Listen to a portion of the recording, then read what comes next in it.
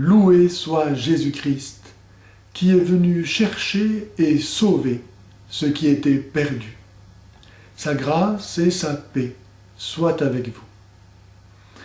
Lorsque l'âme quitte cette vie, soit elle est totalement unie au Christ, et dans ce cas rare, elle jouit directement de la béatitude divine, soit elle n'est pas unie au Christ, et dans ce cas fréquent, elle est perdue pour l'éternité, soit elle est imparfaitement unie au Christ, et dans ce cas, elle doit se purifier de ce qui la tient encore éloignée de Dieu.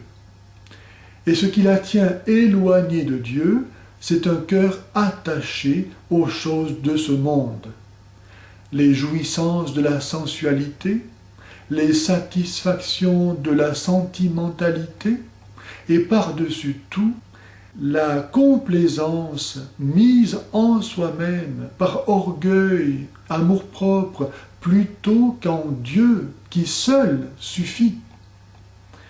Pour jouir de Dieu, il faut être un avec Dieu. Et pour être un avec Dieu, il faut, tel le morceau de fer jeté dans le feu qui devient feu, que l'âme soit elle-même jetée dans un feu si douloureux, que le feu de cette terre, en comparaison, n'est qu'une image de feu. Purgatoire vient du mot grec « pur » qui veut dire « feu ». Le purgatoire est une réalité enseignée aussi bien par l'Écriture sainte que par les pères de l'Église et les conciles. Notre Seigneur Jésus-Christ, en Matthieu 12, 31, enseigne par exemple que le blasphème contre l'Esprit Saint ne sera pardonné ni dans ce monde ni dans l'autre. Ce disant, il enseigne donc que le blasphème contre l'Esprit Saint ne sera jamais pardonné. Et pour cause, puisqu'il est précisément le refus de recevoir le pardon donné en Jésus. Mais il enseigne aussi qu'il y a des péchés qui sont donc pardonnés dans l'autre monde, sans quoi cela n'aurait aucun sens qu'il évoque le fait d'être pardonné dans l'autre monde. Déjà dans l'Ancien Testament, nous voyons Judas Maccabée offrir des sacrifices expiatoires pour délivrer de leurs péchés ces soldats morts au combat. Et l'Église, dès les débuts, a prié pour ces défunts.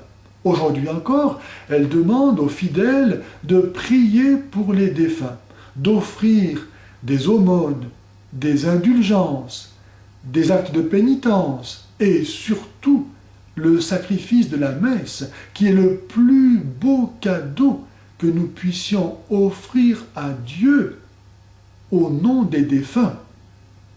En effet, en vertu de l'unité réalisée par l'amour, c'est comme si c'était eux qui, à travers nous, et nous, à travers le prêtre, offraient à Dieu le sacrifice de Jésus, témoignage d'amour unique et parfait de Dieu le Fils incarné, pour Dieu le Père, source de toute grâce.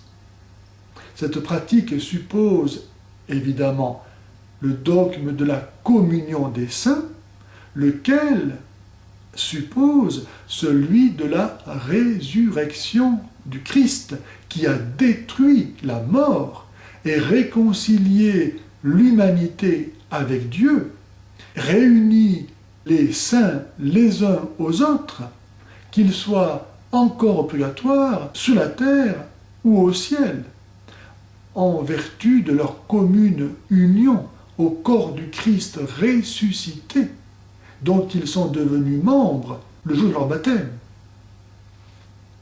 Parce que l'âme, une fois le temps de sa vie passé, ne peut plus rien faire pour elle-même, ne peut plus acquérir de nouveaux mérites, ne peut plus grandir en amour.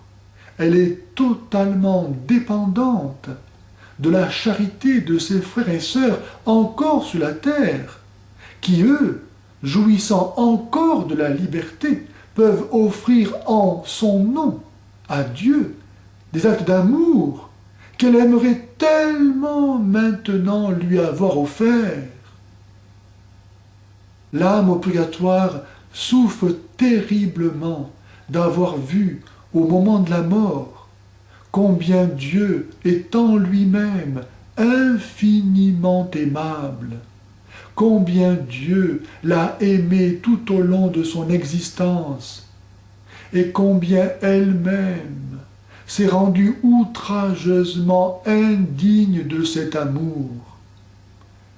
C'est cet amour qui la brûle et la fait souffrir, car elle aimerait tellement maintenant avoir aimé Dieu comme il mérite d'être aimé, et elle ne le peut plus.